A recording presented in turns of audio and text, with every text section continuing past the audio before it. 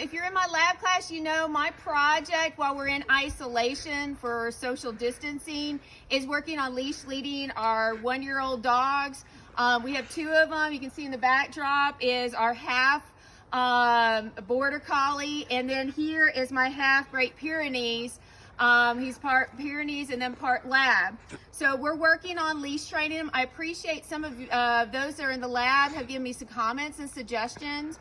One of the things that's important with the leash leading is the fact that our focus is on eventually maybe being able to use them as a service dog.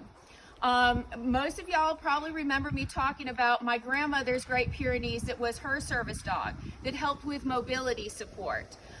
He was a wonderful dog. If she put her hand down just like this, the dog was there supporting. In fact, he didn't even have to be on a leash. He was always next by.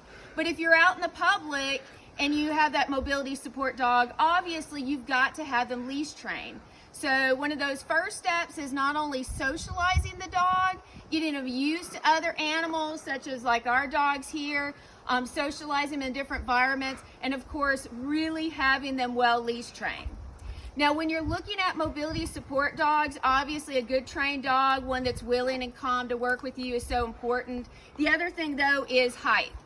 So if you were a taller person, you may be looking more at a Great Dane than something like this Great Pyrenees, okay? But here, he's a perfect height for me, so if I put my hand down, he would support me. My grandmother had Parkinson's disease, and so for her, she needed that mobility support. As a type 1 diabetic, for me personally, I would need this eventually over time. I have peripheral neuropathy in my legs, and that does cause balancing issues. So somewhere down the line, he may be very useful for me. Now, while we're in social isolation, another thing as a diabetic, I need exercise. Now, when you're talking about exercising, for example, such as walking your dog like my son is doing, we can see Smokey is taking a break. He's been walking for a while on the leash, so he's a little bit tired. That is not a service dog, that is a therapy dog. For me personally, as a diabetic, my therapy animal was actually the horse. So when I was first diagnosed with diabetes, I ended up riding horses. My doctor prescribed horseback riding as my form of physical therapy. He actually said to me that either riding horses or swimming was the best exercise. However, when you can't ride horses, walking your dog is an excellent form of therapy as a diabetic. It helps to improve circulation and helps to keep those blood sugars low. So eventually, once I get Smokey doing really good on the leash, we're working on that, guys. Keep sending me those comments.